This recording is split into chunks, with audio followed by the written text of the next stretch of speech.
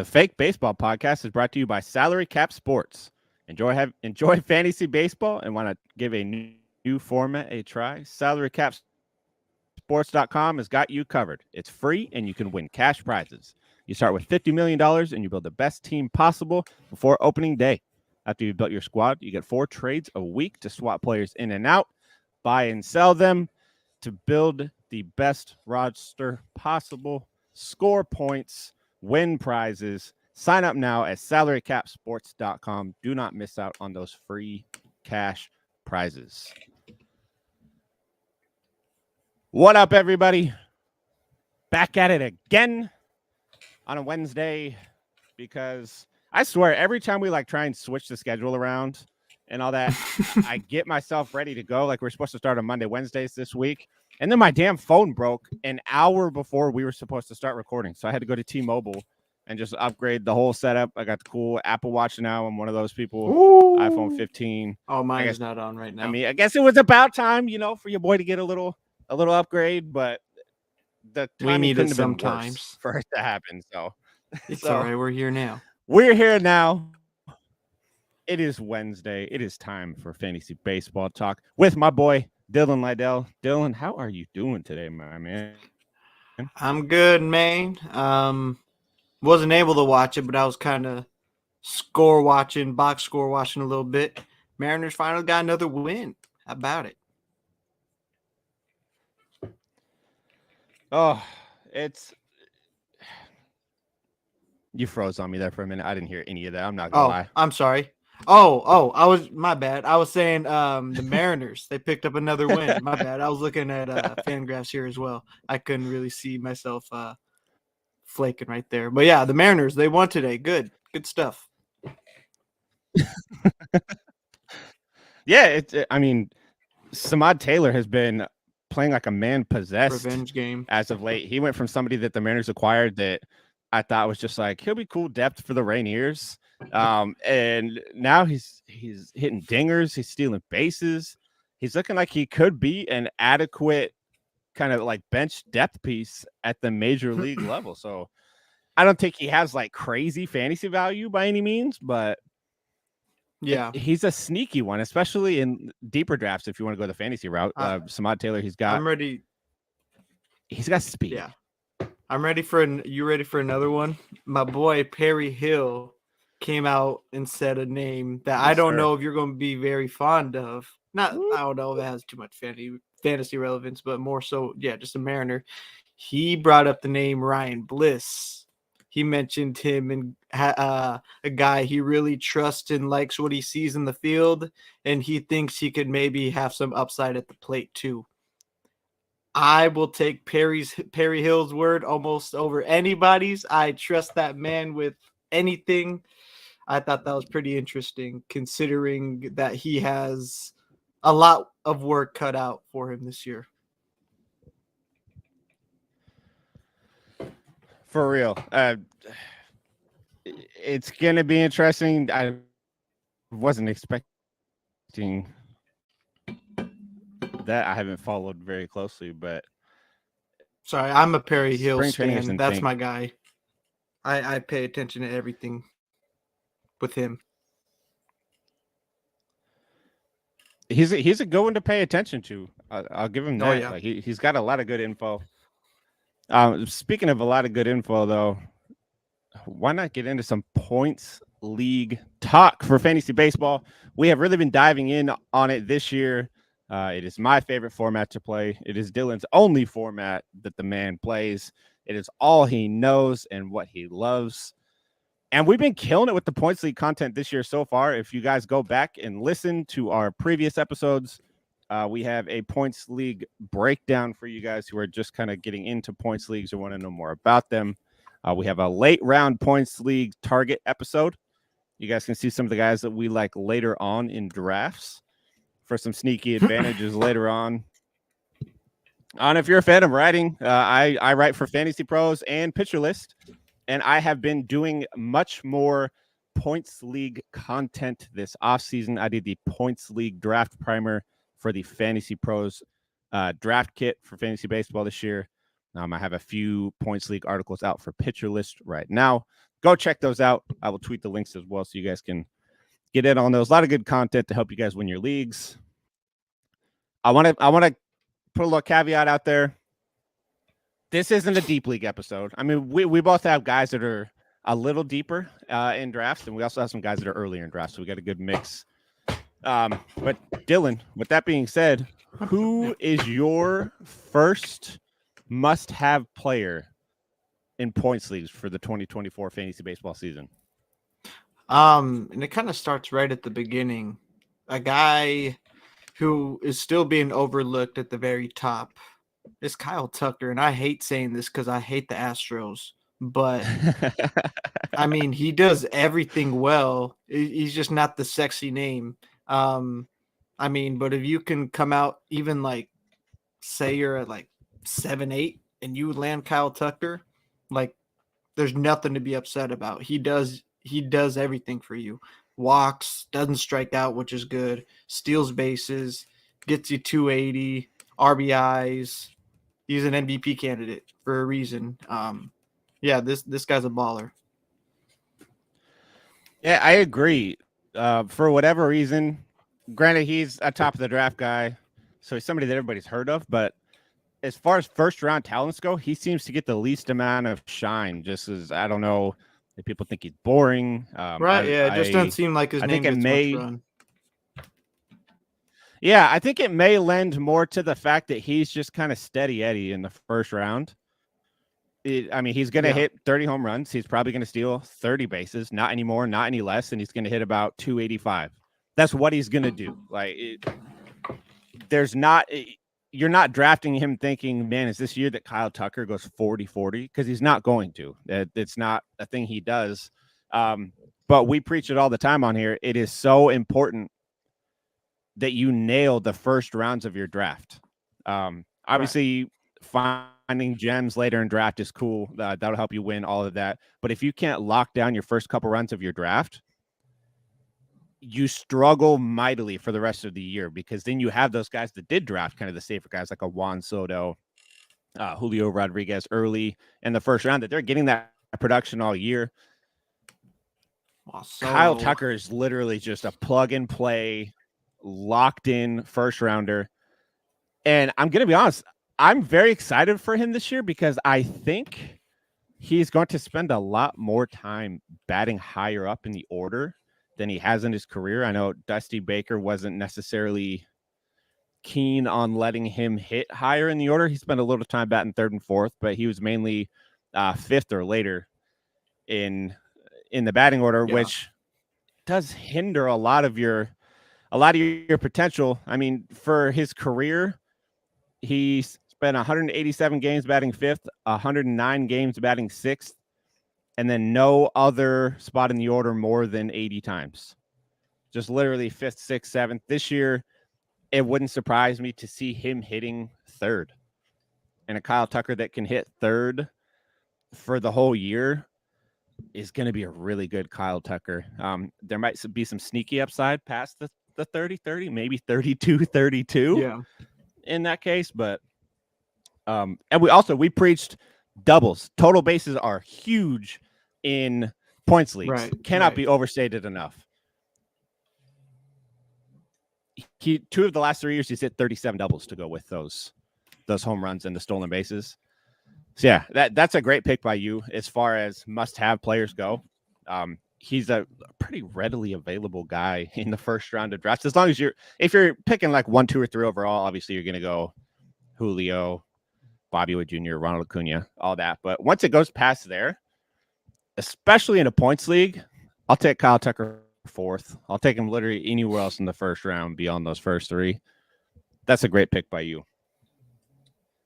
For me, my first one, again, kind of sticking a little earlier. Not really. I could say Juan Soto. I really wanted to say Juan Soto on here. He's not on my list, but just a quick little, you should draft Juan Soto tidbit. If you were curious whether or not he was going to be good in New York, he's good in New York. If you've been following him in spring training, he's one of only 2 players that has yet to swing and miss at a pitch in spring training. Dude is just a fucking hitting machine. Absolutely insane. But my first player that I can't leave drafts without in a points league, must-have player, Vinny P, the Pasquatch. Dude is so fucking good. And excuse my language, I swear I'm working on that. They slip out. Sorry for cussing. Yeah. Oh, hey. Sorry for cussing. Family friendly. Little Shout out drop for you Sketch. guys. Dude is amazing. Just not to go on a little tangent, but did you see him do the bar stool? His little hangout with the bar stool guys. Yeah. Didn't catch your fat fuck. Sorry for cussing. Sorry for cussing. But Vinny P, right now he is typically going outside the top 10 first baseman. In a points league, I think he is the 7th best first baseman for the 2024 season. You really want to limit strikeouts. You love walks in a points league. Vinny P is one of only a handful of first basemen that has the ability to walk as much as he strikes out or more than he strikes out, which is big. He does have power as well. He's played 133 career major league games. Mm-hmm. Injuries kind of zapped him last year, which sucks. But in those 133 games, 19 dingers, 27 doubles, and he hit 272. That's a great all-around kind of performance from a first baseman that you can get after pick 100. Yeah, and he can be kind of a not a cornerstone. I guess a cornerstone. At first base, you can consider a cornerstone of your roster that is going to just be productive all year. It's not going to be flashy, but he's going to be productive all year. Yeah. Yeah, I think that's a good pick too. Who you got for your next guy there, Dylan? My next guy, let's stick in the infield. Let's just do it. Nico Hoerner as well. Just same reasons. He may not walk as much as the first two guys, but again, a guy who doesn't strike out. That's one of the only ways you can truly diminish your value and lose points is by striking out and getting caught stealing. So you want to avoid that. You don't. Yeah, you just want to make sure they're not striking out, but he gets a lot of stolen bases, which kind of makes up for his walks, I guess. He'll just run himself around the bases, get his total bases up. But he should be hitting leadoff for the Cubs, should be another good offense. And this is a guy you can find a little bit later, maybe middle to late rounds, depending on how big your draft is. But, yeah, Nico Hoerner's another safe bet, too. Absolutely. Hit 283 last year with those 43 stolen bases, like you mentioned. 27 doubles, 4 triples. So good total base numbers all around. Home runs, I mean, he's not gonna light the world on fire in the power department. But isn't Hoerner, it was Hoerner, wasn't it, that when we did our second base rankings episode and we went to look at who the top 10 guys were from last year, Hoerner was like number 4 in second baseman, and we're like, what the fuck? Yeah. Or number 3 or 4 in points leagues last year. Yeah, and I think he's catching a lot of people in drafts by surprise too, because he is going later on, like you mentioned. Again, not a flashy guy, 1.7% barrel rate. So, woo-wee. He's just making great contact. But his value comes from not his quality of contact, but his quantity of contact. Zone contact rate just shy of 95% last year, which is crazy. Career best 88.8% overall contact rate last year. Strike rate of just 5%. That's a really good pick, especially they brought Belly back. So Belly's going to be hitting behind him. He might be able to eclipse the 100-run mark this year, which would be big. So I'm with you there. Second base is such a thin position. So getting somebody like Hoerner, I don't know why that was hard to say. When you already got a couple of other bats, maybe a pitcher. He's a really good guy to add on top of all that.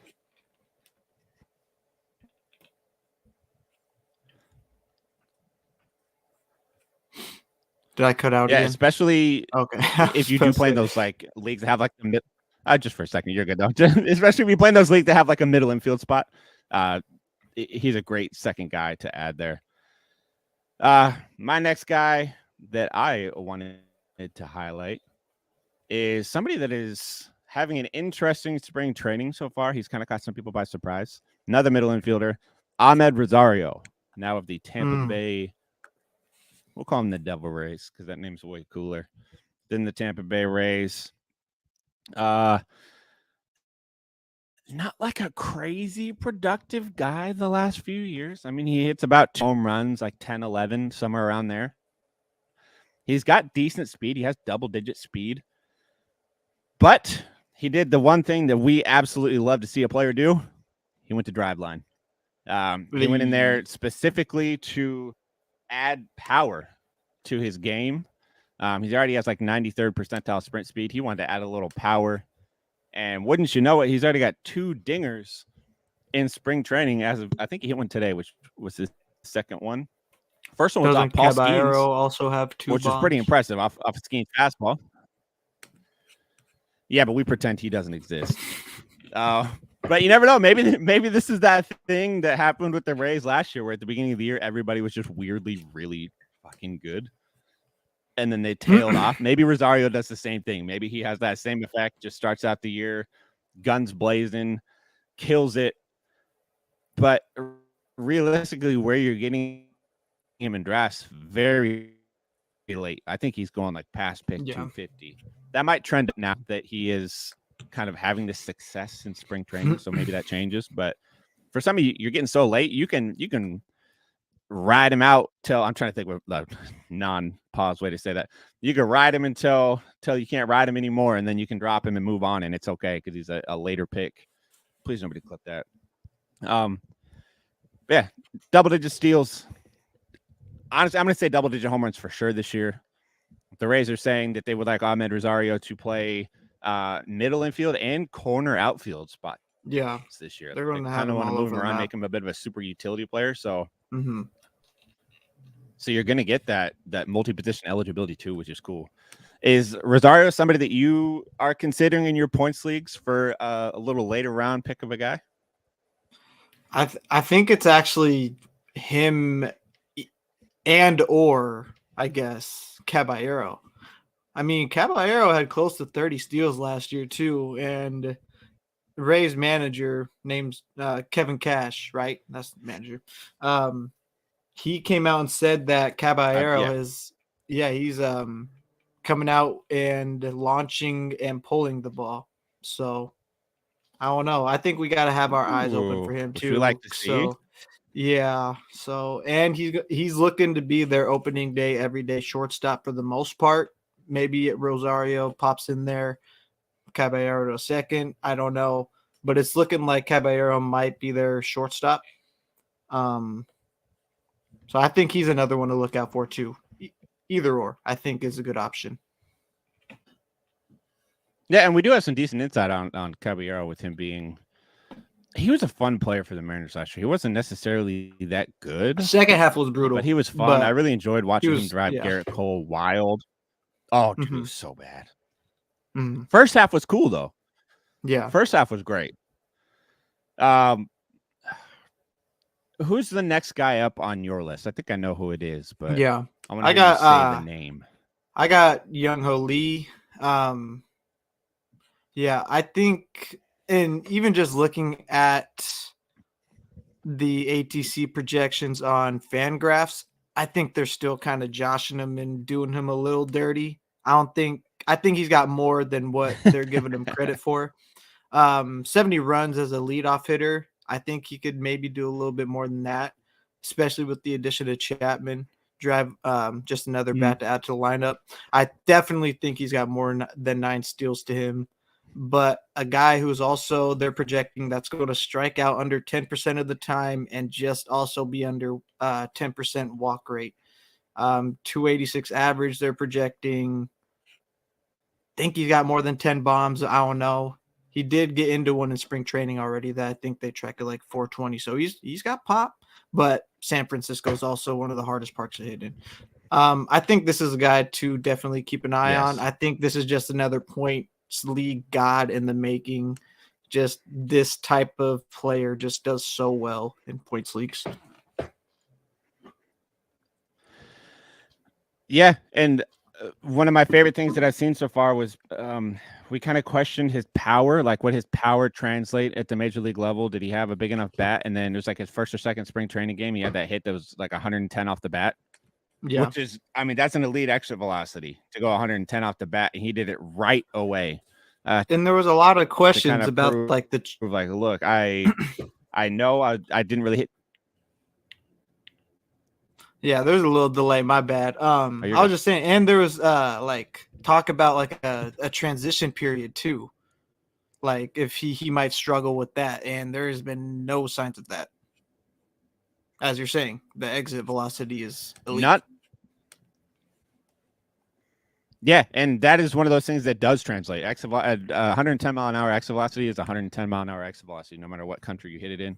It's all the same. I think he does. I see a lot of similarities in Masataka Yoshida, and not just because they both came from KBO or wherever they were at. They have a very similar approach at the plate and a very similar batted ball profile.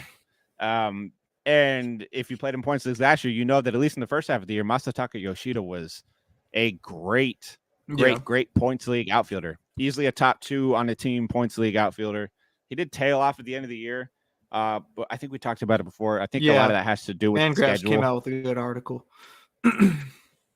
Yeah, it's like that schedule kind of got to him. He wore down. So that could happen for Jung-Ho Lee in the second half, especially with him hitting leadoff. We'll have to see how that goes. But if you're looking for somebody to help you start out of the gate, great. Jung-Ho Lee is an excellent choice, and then maybe trade him while he's at the top. Get the most you can for him. And you mentioned Chapman, the addition to Chapman. They also added Soler as well, so he's got Chapman and Soler hitting behind him. What could have been, huh? What could have been? Man, that would have been an awesome combo in Seattle. Okay, I don't even think we. Real quick, would you have done that Chapman contract? In a heartbeat. Oh my God. Okay. Thank you. Ridiculous, bro. That pissed me off. All right. Yeah. Yeah. It keeps coming out that like Seattle doesn't want to spend money on these things. Chapman wants so much money. Seattle can't afford it. And then the contract comes out from him and you're like, oh, wait a minute. Completely reasonable. Yeah. That wasn't a bad contract at all. Seattle could have easily afforded that. Now, Luis Urias has the freaking bum arm. And I know I saw the Twitter video of somebody being like, look, Luis Urias is out here fielding balls at third and throwing it over to first. If you watch the video, he threw an absolute duck out of his hand over to first base. That was not some – God, that was bad. It was tough. He's just emphasizing Perry Hill's, little infield routine. Very specific. He wants a certain form down. Yeah, we'll see if he can do that too, because I'm not so sold on the Mariners' third base. I love Rojas. I think Rojas is also very underrated. Rojas is underrated in points leagues too. Let's be honest. Down the stretch in September, Rojas was incredible. Maybe I liked him more because he was a Mariner, but in points leagues, he was a very productive player. I do the weekly waiver wire article for Fantasy Pros. And he was somebody that I kept recommending because he was such a low rostered player while also being so productive. He flashed some power. He's always had great contact numbers. And I think he hit like 280 down the stretch, which is cool. So we'll slide Josh Rojas, and there's another person to target. I don't know if I would consider him a must-have player. Late. Yeah, waiver. Yeah. But he's somebody like last round, pick before the last round. You're in a points league. You want to add some middle infield depth. Rojas is going to give you that, and he's going to get third base eligibility early on in the season too. So he'll give you middle and corner infield depth, which is awesome. Dylan, did you have any more that you wanted to slide in there? Yeah, I mean, unless you did, I could try and come up with one really quick. Scroll through here. Anybody come top of mind for you? For me, it'd probably be Yandy Diaz again. He was my big one for last year. I was looking. Okay, that's a good one. Yeah, last year there's a lot of signs that pointed to a potential boost in his home run numbers. He had made some swing changes early to kind of lift the ball a little more. It did fade out towards the end of the year. I think after May, he hit like 10 total home runs. He hit 12 before that. But he ended the year hitting 330 with 22 home runs, scored 95 runs.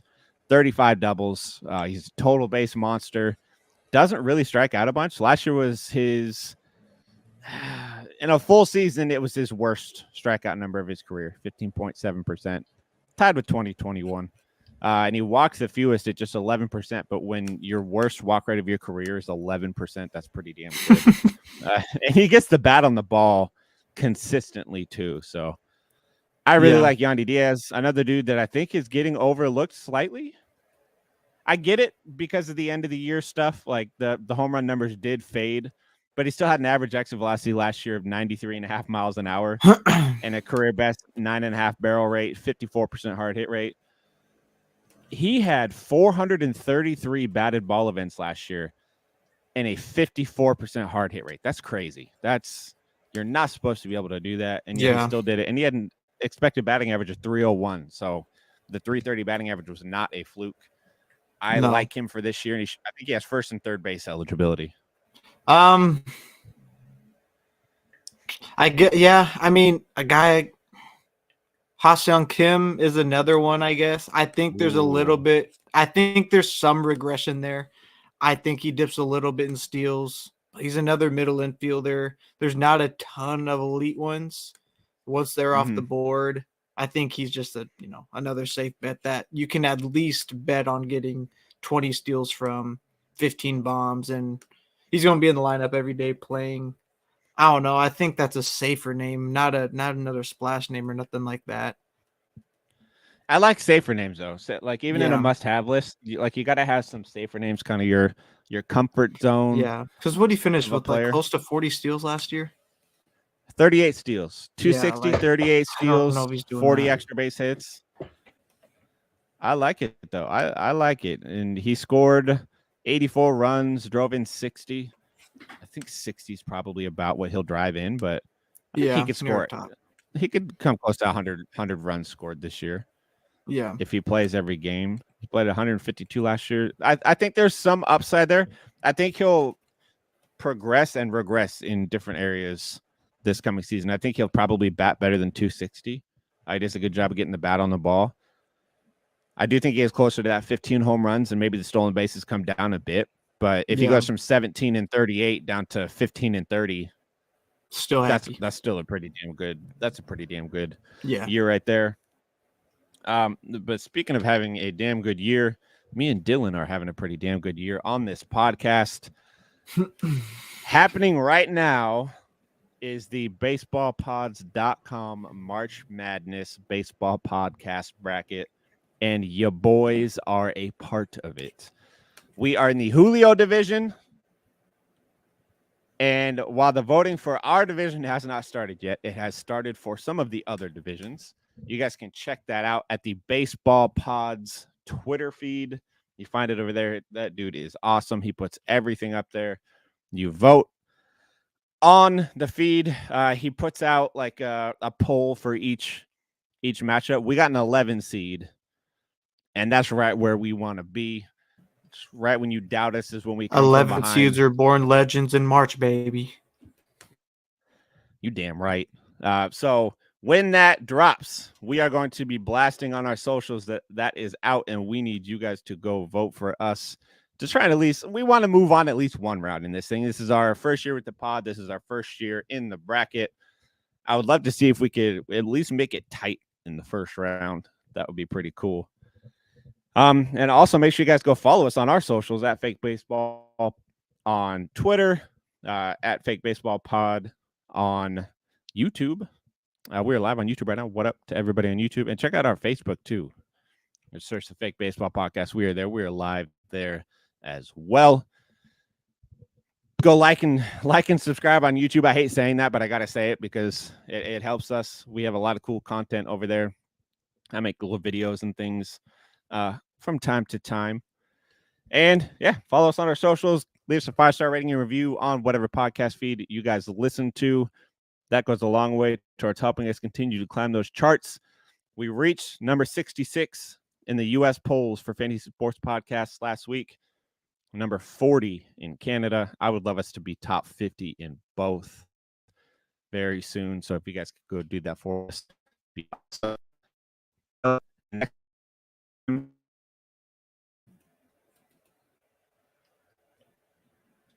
Hope. Blake, you there?